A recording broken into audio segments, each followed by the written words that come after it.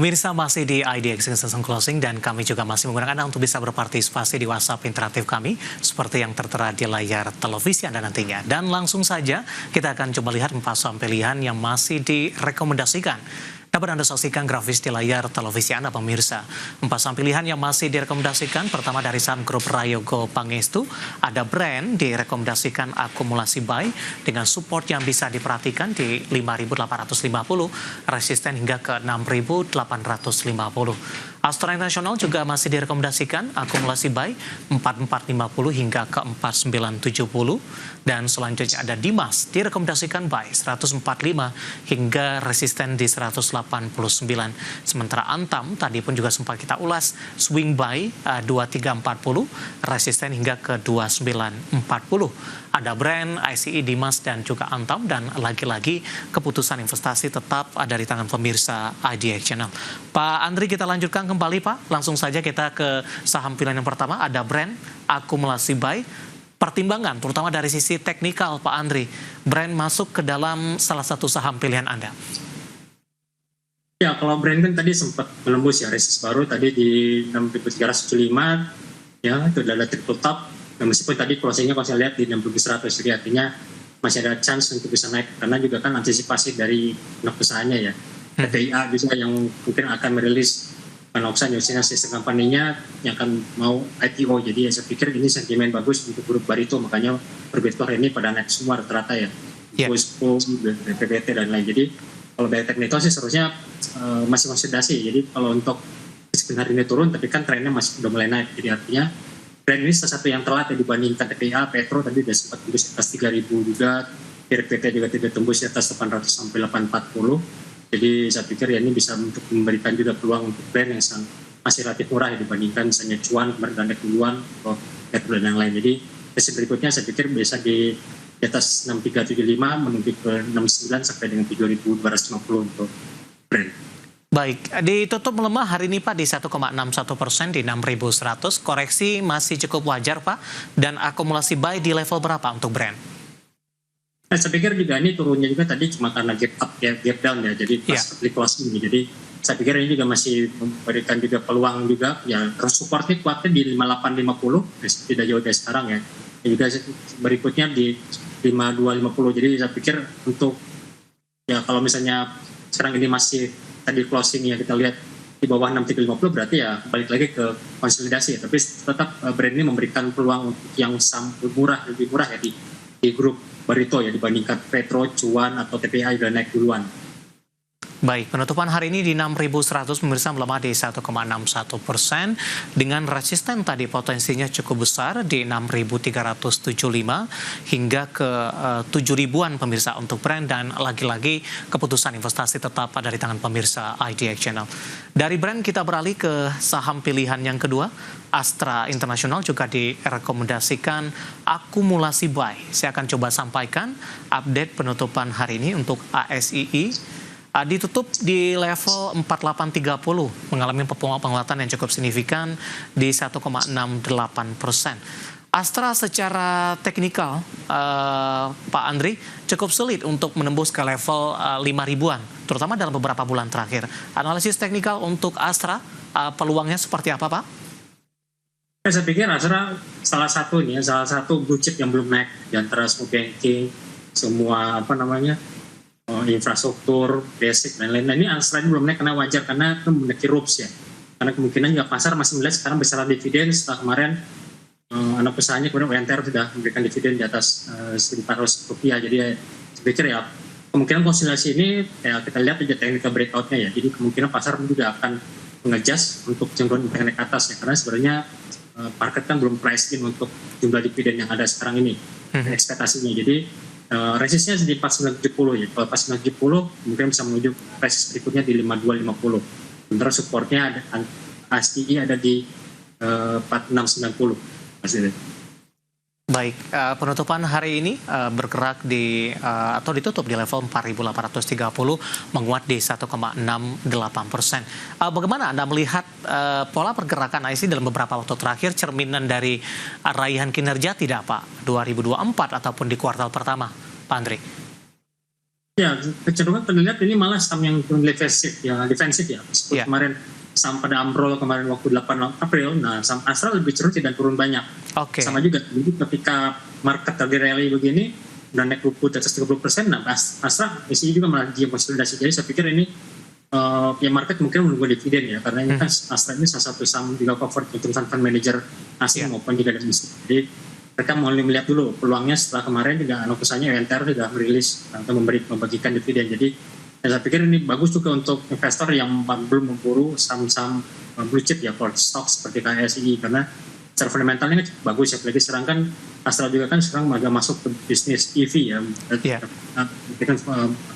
electric vehicle. Jadi saya pikir juga bisa memberikan pundi-pundi, tambah juga sekarang juga kan kinerja dari harga emas pun juga naik dan juga jadi kinerja perusahaan sedikit bisa menopang untuk kinerja Astra juga ke depannya. Dari Astra kita bergeser ke Dimas, Pak, DMAS. Anda juga rekomendasikan buy. Supportnya saya ulang kembali di 145 hingga ke 189. Saya perhatikan secara teknikal ini, Pak, penguatannya di April sudah sangat signifikan ini. Meskipun di perdagangan hari ini lebih cenderung tertekan dan ditutup flat di 176. Analisis untuk Dimas. Ya, Dimas, seharusnya saya lupa dari sini ya. Seharusnya kan hari ini kan dividen. Kemungkinan besok ya akan gap down ya. Jadi saya pikir memang resistnya, supportnya berada di 157 sampai dengan 145 ya untuk besok. Kemungkinan ya, karena kan dividennya sekitar Rp26. Yieldnya lebih dari 15%-an ya, nggak salah ya. Jadi memang ini memberikan peluang juga untuk sebenarnya kondisi seperti ini bagus kalau yang belum punya berarti ya.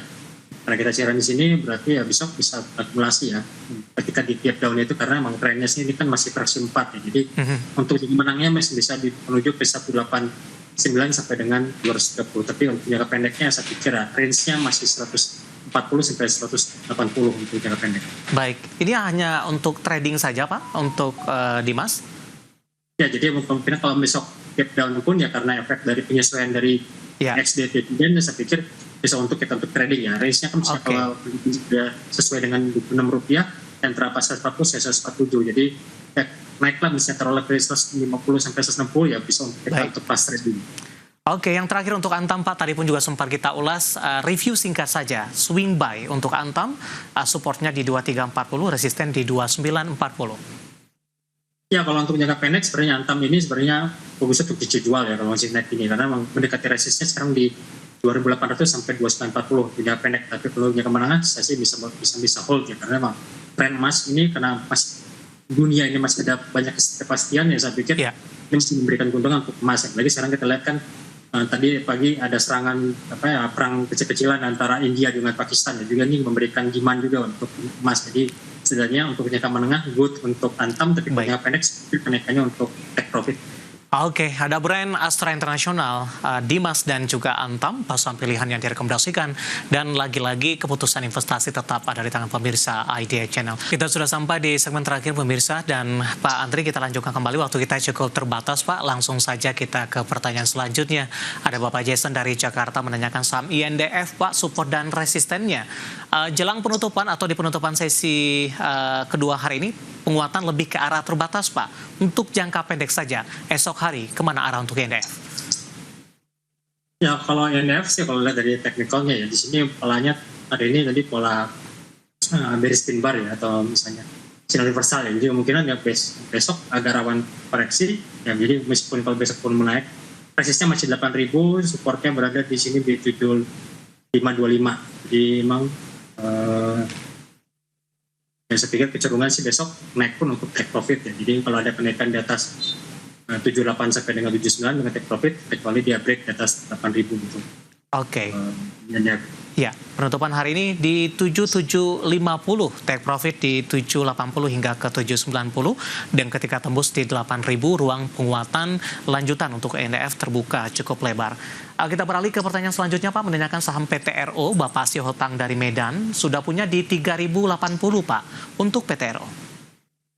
PTRO juga sama ya, ini juga polanya pola reversal ya, pola shooting star ya, jadi candle tuh dengan pola pembalikan tren, tapi kalau dari trennya sih masih naik. Cuman kalau besok ya mungkinan karena dia kan tadi pagi dia gap ya di 2950, jadi dia juga tadi sudah break di atas 2990, jadi Kalau besok mungkin ya masih konsolidasi antara range-nya 3170 sampai dengan di sini 3000. Jadi kalau ada kenaikan di atas di 3100 sampai 370 dengan take profit dulu, atau kita beli lagi nanti kalau tembus di atas 3170.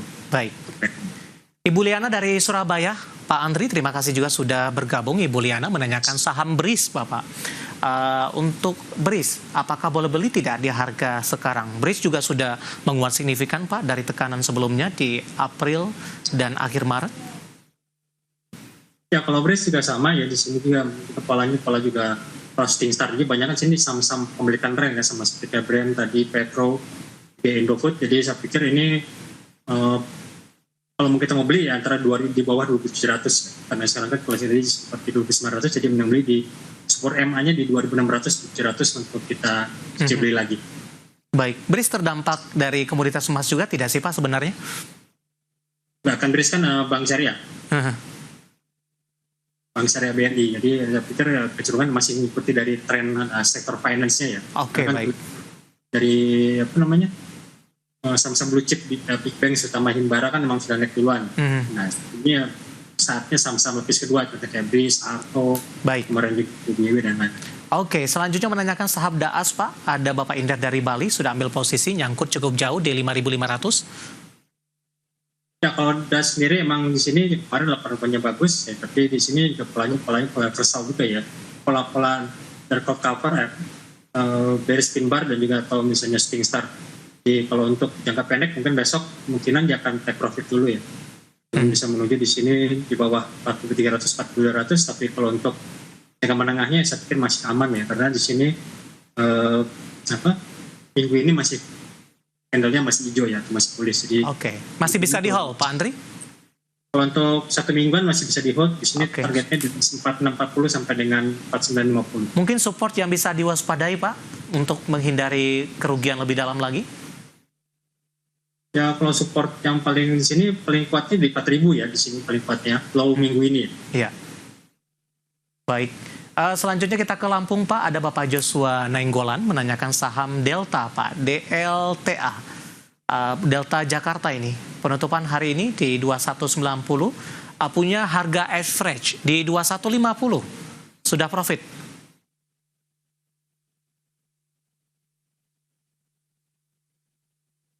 Untuk Delta, Pak Andri?